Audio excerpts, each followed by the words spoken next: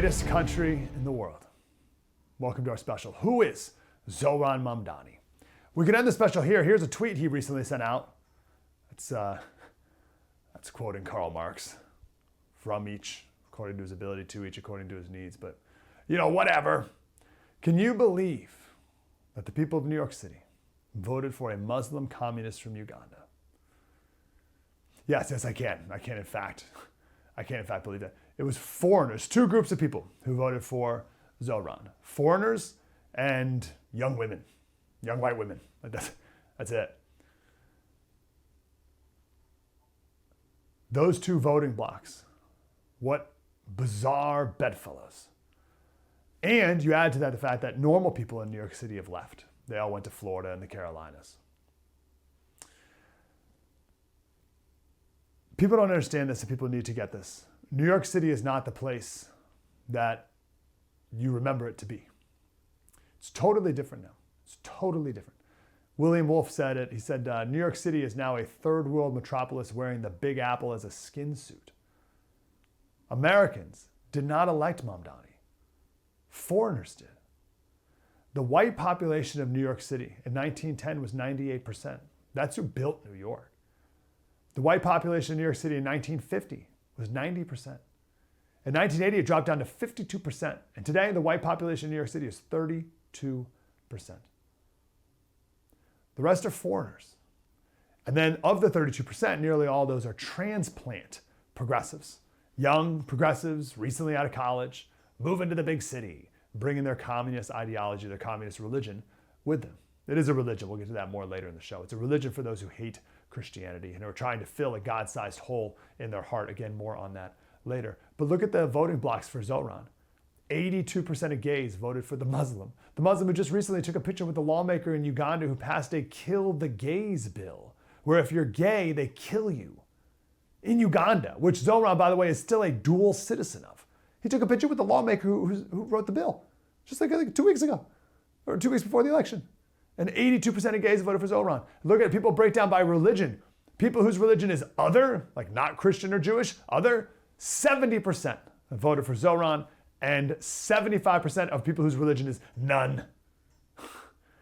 And then look at the breakdown of women or age and gender. Young women. I told you, I didn't make that up when I said it a second ago.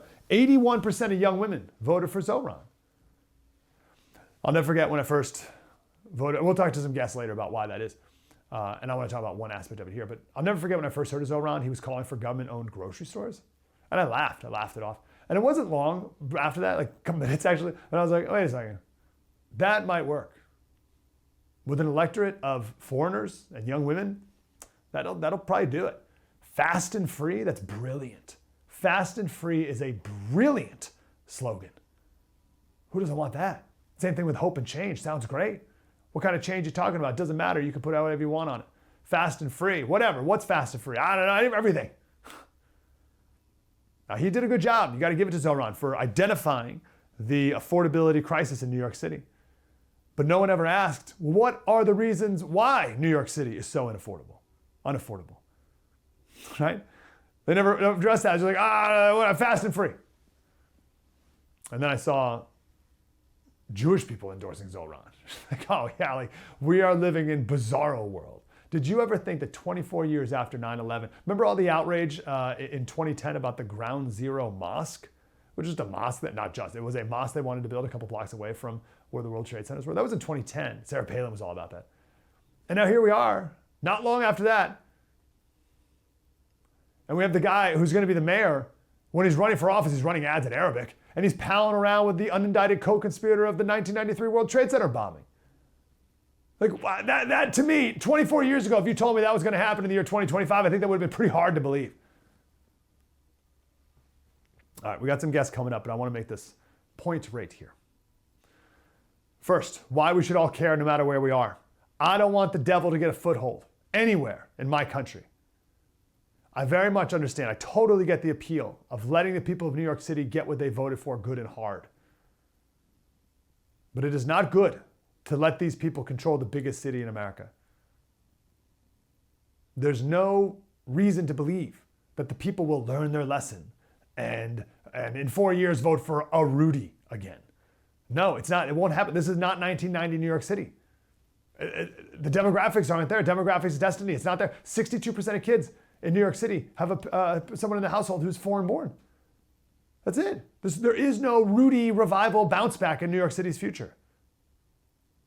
And we saw what 4 years of Biden did to this country and how much damage that can cause and how difficult it is to reverse. I mean, all the work that President Trump has done to deport as many illegal aliens as he can, we're now back to like last year's levels still.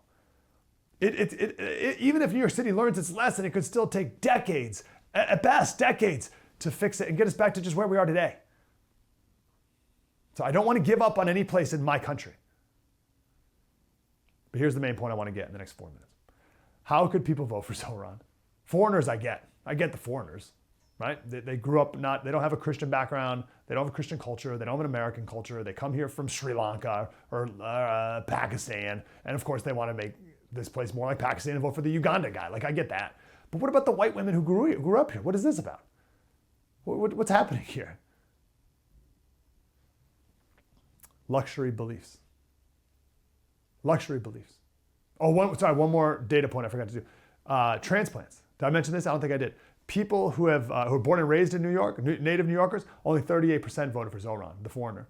But people who have lived here less than 10 years, who have lived in New York less than 10 years, 82%. 82% of those people voted for Zohran. Progressives from all around the country, little communists moving to New York City, voted for the communists. Okay, luxury beliefs. I saw leading up to the election a lot of these pictures of these young girls who would post selfies of themselves with their Mamdani stickers. And you look at these young women and you're like, what are you doing? What is going on? And there's like a whole thing, hot girls from Mamdani, right? So you think, what is this woman's deal? Again, I understand the Muslim guy, but why would the white woman who's going to get punched and raped on the subway and have no police to call, why would she vote for Zohran? And it's because of luxury beliefs. The great Rob Henderson came up with this term, luxury beliefs. And his claim is that luxury beliefs have replaced luxury goods. So back in the day, the way to differentiate yourself from other people was to show off your luxury goods. Here are my nice clothes, here's my expensive diamonds, or even the activities, right? I play golf and I go beagling, right? And this is ways to show that you're wealthier than other people. We see it in nature too. The African gazelle, right? You've seen every nature documentary will have these gazelles like jump super high, like, oh, that's crazy. So scientists believe the reason they do that is to send a message to their predators, to the lion. And when they jump super high like that for no reason, there's no reason to jump high, right? You want to jump far, but they jump high. Why do they do it? It's called stotting. The idea is they're so healthy. Hey, lion, look how healthy I am. Look how high I can jump. No use coming after me. I'm so fit, so strong, so fast, so healthy, don't even bother. Look at all this energy I can extend, I can waste by jumping high in the air. I can do that because I'm so strong. And the lion looks at that and says, I'm not going to go after that. I'm going to go after a less healthy option to go attack. We see that in nature. Humans, we do the same thing. For a long time, people would spend money on things with no utility. Take an expensive purse. Okay? If your goal is to transport items from A to B, a grocery bag does the exact same task. Just put it in a plastic grocery bag and you're good. But rich people don't do that. They would look for ways to show how much better they are than other people, so they'd buy the $10,000 Louis Vuitton purse. And it sends this message, the more money I can waste, the more money I can spend on this, signals that I have plenty of money to spare. Now the problem is, or I should say the next step is, everyone can buy luxury goods today because everyone has credit cards. So once luxury goods become accessible to everybody, it loses its status symbol. If everyone has a Louis Vuitton purse, then what's the point?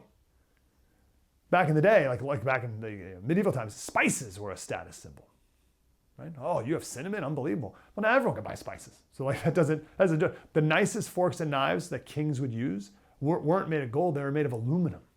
Oh my goodness, look at your aluminum. Aluminum forks, it's unbelievable. Now no one's showing off their aluminum foil collection, right? Because it's more prevalent, so who cares? And that's true with almost every luxury good today. So, how today can you show that you're of a higher class? And that's by showing your luxury belief, by believing crazy things. And the more insane a thing you can believe, the greater your social status. I believe that a little girl can become a little boy. That's crazy. But you show that, you say that to show other people how great you are. Look at this luxury belief I have. I believe in defunding the police. Why do people believe that? Why do people say that? It's the same as why they used to buy the $10,000 purse, because they can and not be affected by it. At least not at first, right? Because the rich person lives in a nice neighborhood, or the very rich person can buy private security, so they're not affected, but they can believe it. And they can say it. And people in their groups like, oh, wow, that's amazing. People elites use garbled language. They use this jargon. We now know these terms, but terms like cisgender, cultural appropriation, heteronormativity, these terms, when they were first said, were like, what? Like no one had any idea what they were talking about. That was the equivalent of wearing a tuxedo 100 years ago. It shows how smart you are. It shows your social status. It shows your education levels. It's like a gazelle expending energy to jump really high, or a rich person beagling.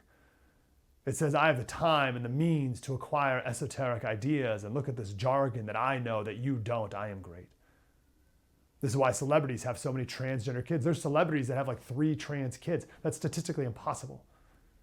But they parade them around like a status symbol. It's a new type of luxury good. It's a luxury belief. Now, the problem with luxury beliefs is they hurt people. When a rich person says defund the police, it hurts low-income people, which is why the lowest income people, the real working class, voted for Cuomo.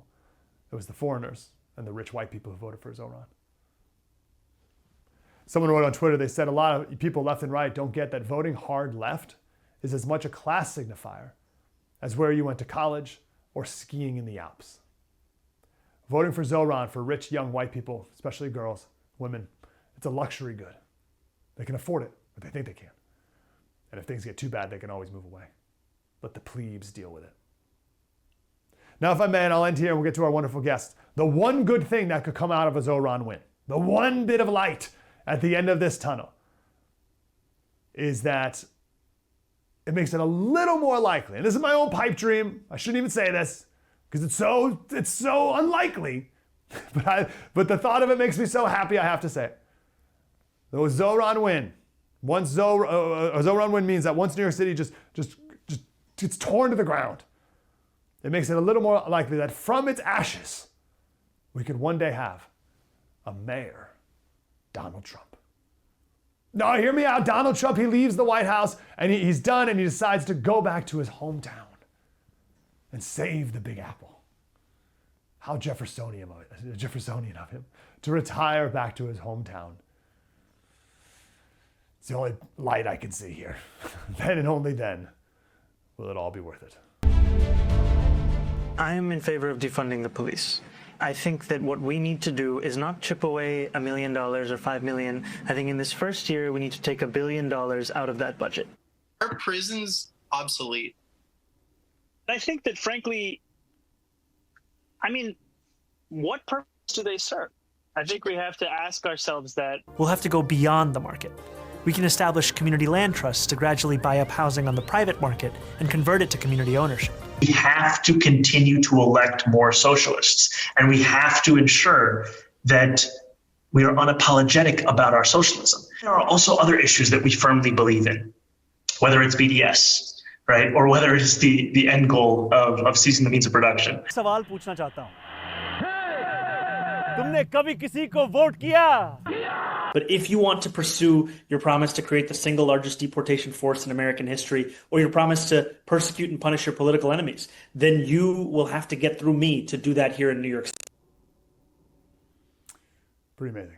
I want to go right to Caroline Downey. She's the columnist and host of Locked In for the National Review. Caroline, how are you? She lives in New York as well. Caroline, we got a lot to talk about, but just big picture, how did this happen? How does New York City have a Muslim communist from Uganda as the mayor now? Well, it wasn't because there was a working class revival or a blue collar, movement that really got Mamdani to power. He's not the champion of that group of people as much as he'd like to say that he is. He won because, as my friend at Breitbart, John Carney, wrote, of the Park Slope populists, the types of wannabe elites, college graduates in a boatload of debt. They're the ones who thought that Mamdani was their ticket to clout and to success and to finally be relevant. They thought they'd be a lot more successful than their parents were at this time. It's those types of people that voted in Mamdani. It's not at all this like bedrock of the working class. It's actually those who have plenty of credentials on their resume, but they thought that Mamdani would be their ticket to success. That's a great point. I heard it's not the working class that voted for Mamdani, it's the student debt class that voted. So let's talk about that, and well, let's start with college. So we'll do that. So among the not college educated, it's something like 36% voted for Mamdani. But among those with a bachelor's degree or a PhD, 57% voted. What is that about? Why does college educated equal Mamdani?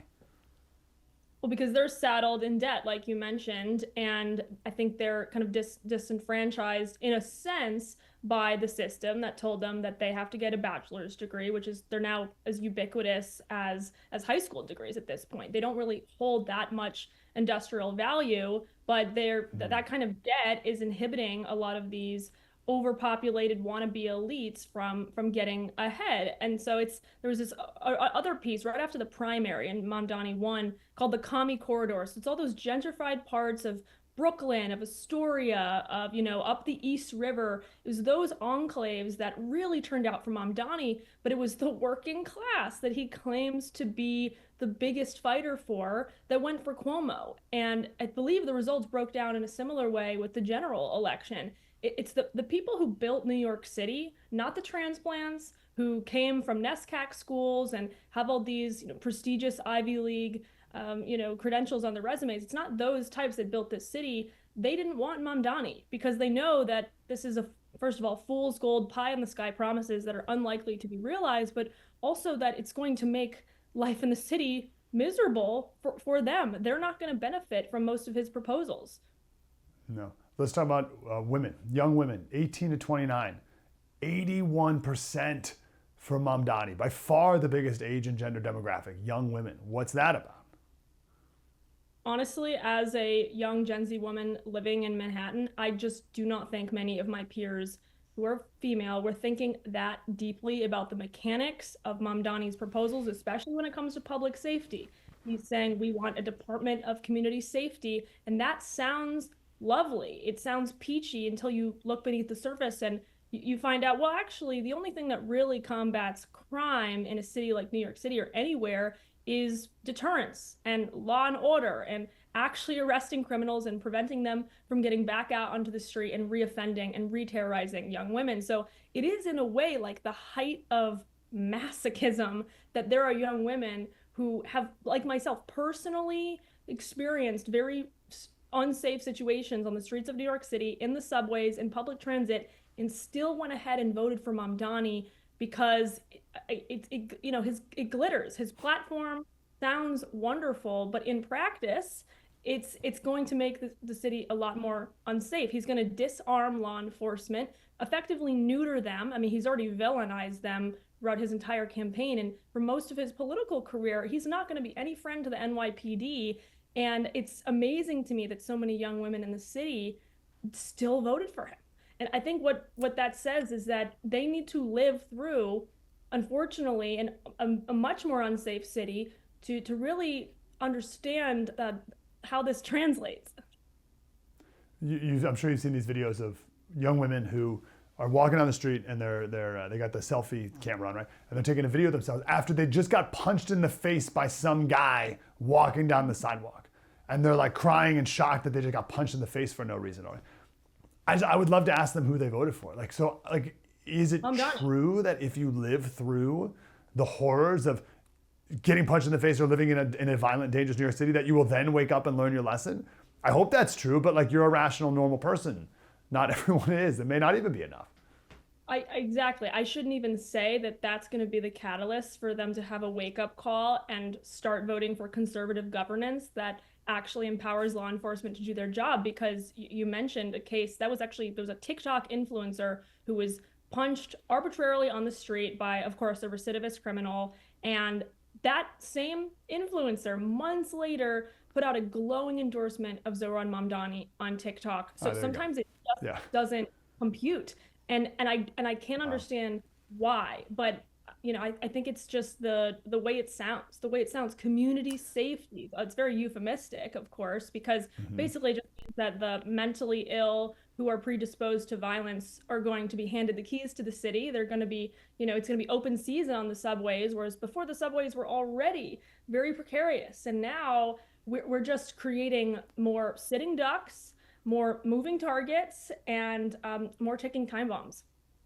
Yeah, everyone needs to remember that Hochul called in the National Guard to keep the subway safe well before Trump called in the National Guard to keep our law enforcement safe, ICE, et cetera, across the whole country. Let's go to your point about sounding good, fast and free. Fast and free will go down in the history books as great of a slogan as hope and change. Very, very, very effective. Let's go to the third noteworthy demographic, and that are foreigners. So 62% of children in New York City live in a household with a foreign-born person. That's pretty wild. In 1910, 98% of New York City was white. In 1980, it was 50% or 60%, 50%, and now it's 32% are white. Like, this is a totally foreign-born city now, New York City. What does that mean? Yeah, and I'm not sure of the breakdown of how many of those individuals are citizens now or what their relative status is. But I will say, what the argument has been from the conservative side after this blue sweep is, if you are foreign-born in New York City, it is less likely that you are going to have as strong as a stake in the city as, say, I don't know, the descendants of a firefighter who died on 9/11 in one of the crumbling towers. Like, it's just a different type of mindset. And as I said before, there's a group of people, the stakeholders of New York City, that were really invested in it continuing to be the prosperous, safe, free place that it is. And the foreign-born population probably has less of a interest in maintaining the New York, the glory days, like when Rudy Giuliani was in power, and the way that he governed with common sense, competent ideas and policies that made it once again the envy of the world. But now I think what you can see with the foreign-born population is they want to make it more like the rest of the world, which is not not what New York City is supposed to be. It's an international hub, don't get me wrong. The United Nations is based there, and it's always going to be like that. But it's also one of the most quintessential American places in the United States. It is our biggest bragging rights, right? And I do think that part of that is because businesses could set up shop there, because crazy progressives wouldn't run the billionaires and the millionaires out of town with insane tax increases. There's always been kind of a tight-knit, like the way that all these stakeholders were woven together. Even Democratic governors like Kathy Hochul, she recognizes that this is a very delicate balance. We cannot run all of the rich out to Palm Beach. And Zohran Mamdani, he's throwing that out the window, and he's basically saying all of the people that keep this city together, go pound sand. We don't care if you leave. And if they leave, the city will not survive. No, and they'll be happy for that, because that'll keep him and people like him in power for longer. So they're fine with everyone leaving. Right. Like about 30 seconds. What's your advice to Republicans nationwide to make sure that this does not happen across the country? I would say, honestly, a word of caution, which is don't take the Mamdani case in New York City maybe as seriously as you might, because New York City is a microcosm. It's not reflective of the rest of the country. I don't think the Mamdani message would work in Nebraska. So honestly, this could be a gift to Republicans. We just have to see how it unfolds. As for the other races around the country, that's a different story, but I do think, consistent messaging, as always, is important for a party. So just real quick, you're saying that if this becomes the new Democratic Party, then that would be good for Republicans, because maybe it works in New York City, but it won't work many other places. Correct. Okay. Yeah, I like that New York spin. City is a unique case. And honestly, since when does the mayor of New York City go on to national politics? It doesn't actually happen that often. I mean, Mayor Adams, I think his career may have plateaued, and Mamdani may have a similar fate. So this might just be a New York phenomenon. Okay, let's hope it stays there. Caroline Downey, columnist, host of Locked In for the National Review. Caroline, appreciate it. Thank you. Thank you so much. On the foreign-born portion, though, 18.7% of Texas is foreign-born, and that's not all Mexico. And it's almost 25% of just Houston itself is foreign-born. A lot of these from South Asia, which is where Mamdani got a lot of his support as well.